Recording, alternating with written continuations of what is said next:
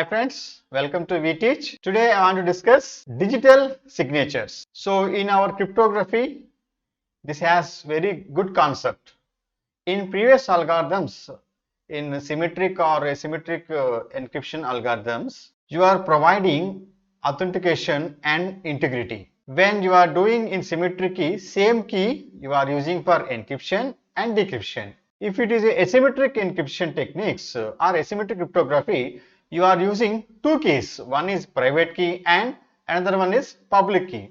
In this digital signature concept, when you are doing encryption, the sender, before doing the encryption, we are providing a digital signature to sender.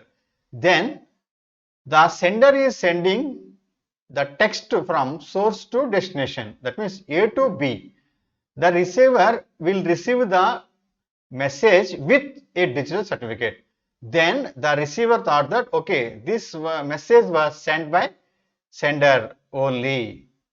That provides authentication and data integrity. So coming to definition, a digital signature is a mathematical technique to validate authenticity and integrity. So when you are sending some information from source to destination, you should provide authentication and integrity. Then there is no need of providing other securities, because if the sender has these two properties, the attacker is unable to hack this information. How the digital signature will provide, now we'll see. And another important point is, in digital signature, it uses asymmetric encryption techniques. That means for encryption it is using private key, for decryption it is taking public key. Now how the private key and public key will implement in this digital signatures? So first of all, this is original data. For this original data, I am taking any hash algorithm. So majorly you are taking SHA-512 or SHA-1, SHA-2, like that.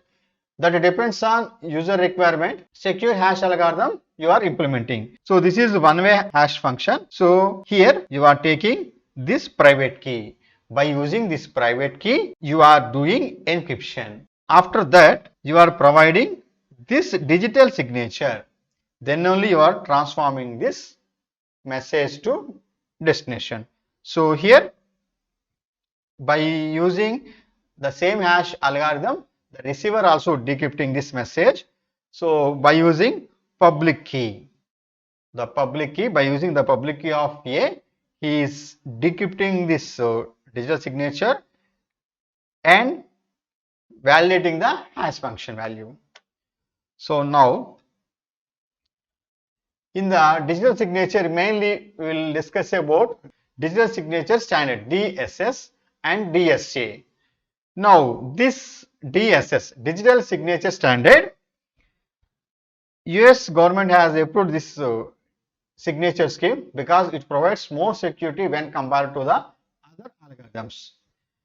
And it proposed in early 90s and it was published FIPS 186 in 1981.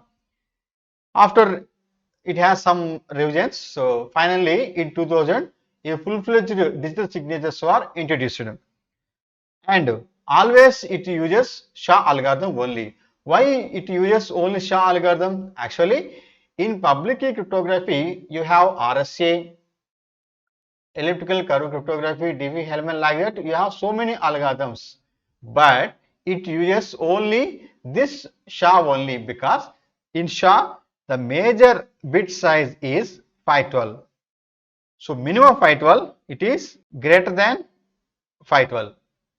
So minimum size is 512, maximum 1024 and so on you can take. That's why every time you are taking this SHA algorithm.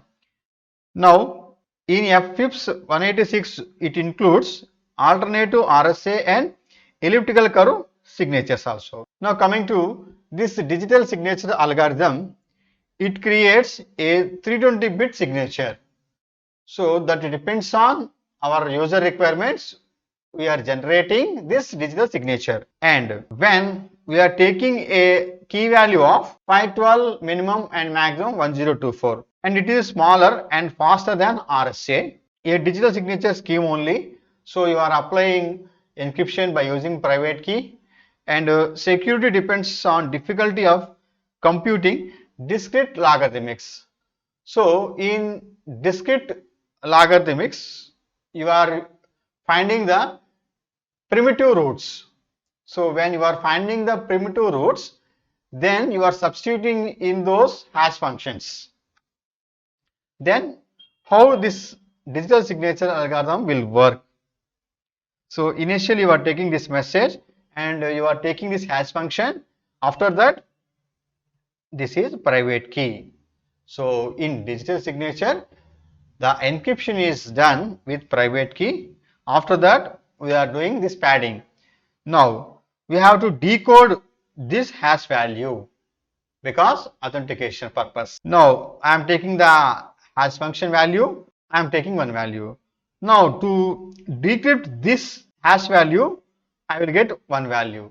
For example, this function it will get 10 value. So here also I have to get 10 value. Both are same. Then it provides authentication. And sometimes actually this is a RSA approach. You would have another one, DSS, digital signature standard approach. Here you are applying encryption by using two keys, as well as for decryption also you are taking two keys. So initially M is a plain text and you are applying a hash function.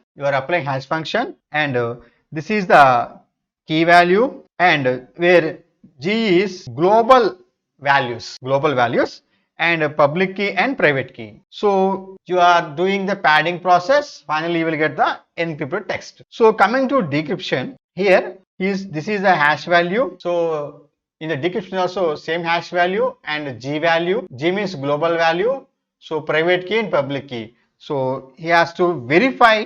So V means here we are doing verification. The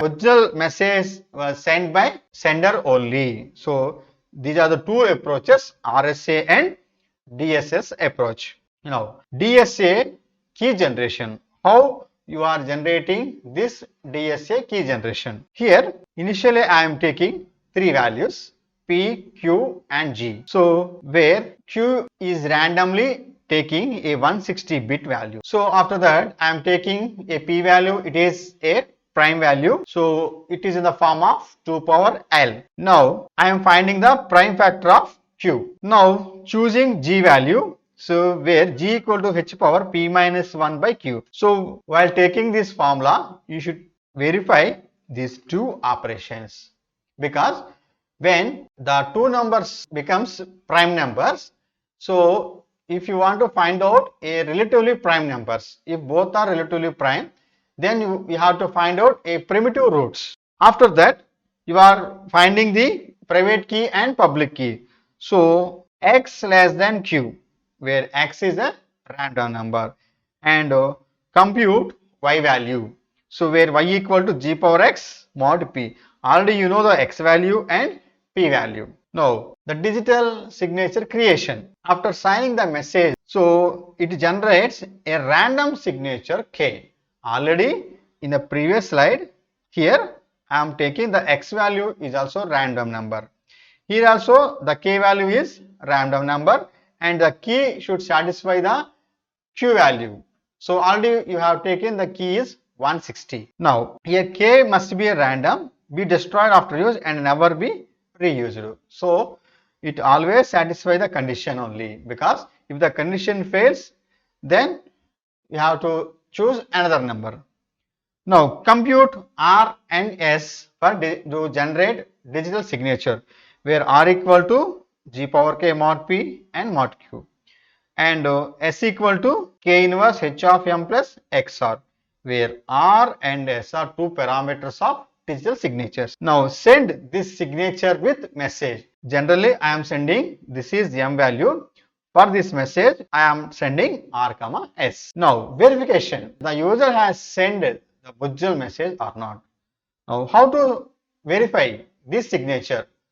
we have two parameters R and S. So by using W equal to S inverse of mod Q. So this is a verification, that is decryption process in our terms. So find out U1 value. How to find out U1 value? H of M. So H is a hash function, M is a message. Now we are multiplying with the W with mod Q. So already you know the Q value. So similarly find out U2 value, U1 and U2. So substitute all these values U1, U2 and W value in V. So finally when you are finding this V value, so V equal to R. For example, see V value is 110. So the R value also 110. Then it provides authentication. So this is the procedure for DSA signature. Thank you for watching this video.